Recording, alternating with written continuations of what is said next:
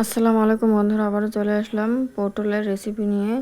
পটলের রেসিপি এইভাবে যদি রান্না করে খাওয়া যায়, একেবারে পুরো যত রেসিপি আছে সব রেসিপির স্বাদ ভুলে যাবে।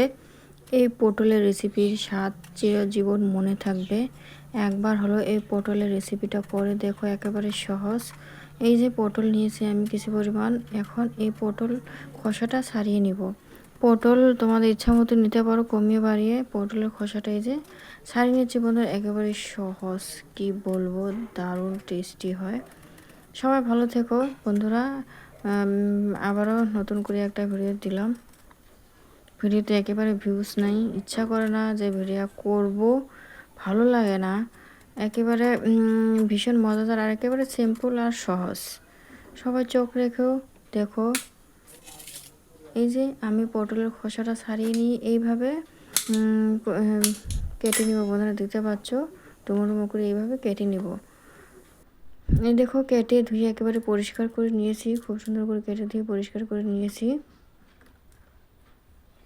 এভাবে কেটে দিয়ে পরিষ্কার করে নিতে হবে, একেবারে সহজ সিম্পল একটা রেসিপি। সবাই দেখলে বুঝবে কতটা টেস্টি হয়। এই একটা রেসিপি দিয়েই পুরো এক থালে ভাত শেষ করে দিতে পারবে।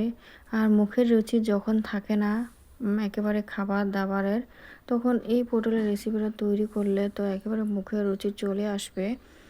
এখন পটলগুলো আমি এই যে কড়া বসে দিয়েছি বন্ধুরা, দেখতে পাচ্ছি এখানে সরিষার তেল দিয়ে দিলাম, বেশি না, একটু সরিষার তেল দিয়ে দিয়েছি। এখন এখানে আমি এই যে পটলগুলো সরি বন্ধুরা, এখানে রসুন দিয়ে দিলাম, কিছু পরিমাণ রসুন কড়া দিয়ে দিলাম। দেখতে পাচ্ছ রসুনগুলো এখন খুব সুন্দর করে এখন আমি ভেজে নেব। রসুনগুলো আমি একেবারে এই যে হালকা করে খুব নেড়ে চেড়ে দিচ্ছি সরিষার তেলের মধ্যে। এভাবে রসুনগুলো ভেজে নিতে হবে। আমি যে এভাবে রসুনগুলো ভেজে নিচ্ছি, দেখতে পাচ্ছ এভাবে রসুনগুলো। এই যে রসুনগুলো খুব সুন্দর ভাজা হয়ে গেছে, একটুগুলো খুব সুন্দর কালার চলে এসেছে। এখন আমি এখানে দিলাম লঙ্কা, শুকনো লঙ্কা দিয়ে দিলাম। এখানে তোমার ঝালটা কমিয়ে বাড়িয়ে দিতে পারো। এই যে শুকনো লঙ্কা দিয়ে দিলাম, এখানে আমি 5টা শুকনো লঙ্কা দিয়ে দিয়েছি।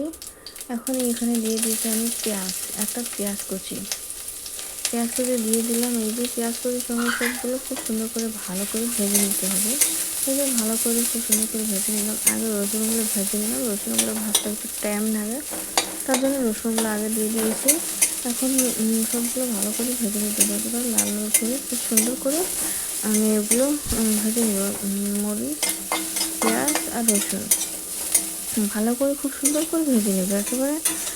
কি বলবো, এত দারুণ হয় এই পটলের রেসিপিটা, আগে জানতাম না, একেবারে সহজ। এই দেখো খুব সুন্দর করে এগুলো ভাজা হয়ে গেছে, খুব সুন্দরভাবে ভালোভাবে ভাজা হয়ে গেছে, দেখতে পাচ্ছ। আর টেস্টি তো ভীষণ মজাদার লাগে, খালে তো অসাধারণ টেস্ট লাগে। এখন ওখানে আমি তেল দিয়ে দিয়েছি বন্ধুরা, সরিষার তেল দিয়ে যে পটলগুলো ছিল পটলগুলো দিয়ে দিলাম। যেগুলো পটলগুলো কেটে দিয়ে নিয়েছিলাম পটলগুলো দিয়ে দিলাম। পটলগুলো তেলের মধ্যে গ্যাসটা কিন্তু কমিয়ে আছে বন্ধুরা, কমিয়ে এই যে পটলগুলো ভাজতে হবে। এখানে একটু সামান্য পরিমাণ একটু হলুদ গুঁড়ো দিয়ে দিলাম, 1 চিমটি পরিমাণ হলুদ গুঁড়ো দিয়ে দিলাম। এখানে দিয়ে দিলাম আমি লবণ। এখন দিয়ে দিচ্ছি, ভালো করে নেড়ে চেড়ে নিচ্ছি, খুব সুন্দর করে নেড়ে চেড়ে নিচ্ছি, দেখতে পাচ্ছি। এগুলো ভালো করে নেড়ে চেড়ে নিতে হবে, আর সময় নিয়ে, একটু হাতে সময় নিয়ে এগুলো একটু ভাজতে হবে খুব সুন্দর করে ভালো করে।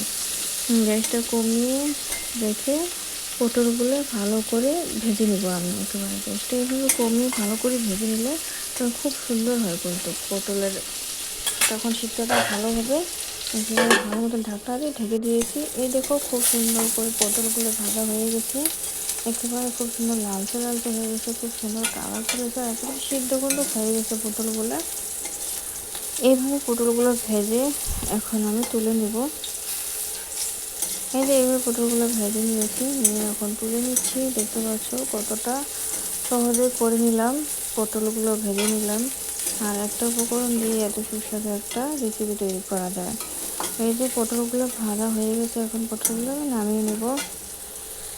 এই যে পটলগুলো নামিয়ে নিয়েছি, এখন পটলগুলো একটু ঠান্ডা হবো, তারপরে পটলগুলো ভর্তা করবো বন্ধুরা। এটা পটলের ভর্তা, পটলের ভর্তা যে খাবে সে তো একেবারে কি বলবো, এই ভর্তাটা ভাতের সঙ্গে খাওয়ার সঙ্গে সঙ্গে তো একেবারে অজ্ঞান হয়ে যাবে।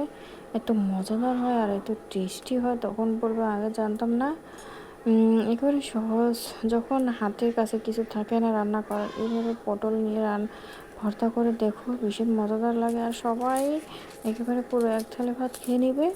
আর ভীষণ মজাদারও হয়, খাইতে তো ভীষণ টেস্টি। আমার কাছে তো অসাধারণ লাগে পটল ভর্তাটা। এই যে ভালো করে খুব সুন্দর করে মরিচ পেঁয়াজ রসুনগুলো খুব সুন্দর করে হাত দিয়ে এইভাবে মেখে নিতে হবে, খুব সুন্দর করে মেখে নিতে হবে। তাহলে না ভর্তার টেস্টটা খুব সুন্দর হবে, ভীষণ মজাদার হবে, খাইতেও তো অসাধারণ টেস্ট লাগবে। এইভাবে ভর্তাগুলো এই যে এভাবে রসুনগুলো খুব সুন্দর করে আমি হাত দিয়ে টিপে টিপে নিচ্ছি। রসুনগুলো সিদ্ধ হয়েছে অনেক ভালোভাবে একেবারে মিক্স করার জন্য এভাবে হাত দিয়ে টিপে টিপে নিতে হবে। এই যে টিপে নেওয়া হয়েছে, একটু লবণ দিয়েছি, স্বাদ মতো লবণটা একটু কমিয়ে দিতে হবে। এই যে ভালোভাবে আমি মেখে নিচ্ছি, দেখতে পাচ্ছি পটলগুলো সঙ্গে একেবারে সবগুলো ছাগল সঙ্গে মিক্স করে বিগরু খুব সুন্দর কোন করে আর মেখে শেষ নিতে নেই। হবে। এই যে ভালো করে মেখে নিচ্ছি। এইভাবে যদি পটল ভর্তা করা যায় পুরো একতলে ভাত শেষ করা যাবে। আর বন্ধুরা একেবারে সহজ সহজ ভিডিও পাওয়ার জন্য অবশ্যই চ্যানেলে চোখ রাখো, সবাই ফুল ওয়াচ করে কি স্কিপ করে দেখো না। আর আমার ভিডিও দেখে যদি ভালো লাগে অবশ্যই সাবস্ক্রাইব করে আমার পাশে থাকো, এরকম নতুন নতুন ভিডিও পাওয়ার জন্য বা একেবারে সহজ সহজ ভিডিও পাওয়ার জন্য ভিডিওতে চোখ রাখো। দেখো ভীষণ মজাদার হয়ে গেছে, কোনো পটল ভর্তাগুলো দেখে বোঝা যাচ্ছে যে কতটা টেস্টি হয়েছে। আর ভীষণ মজাদার হয়েছে। এই দেখো, আল্লাহ হাফেজ।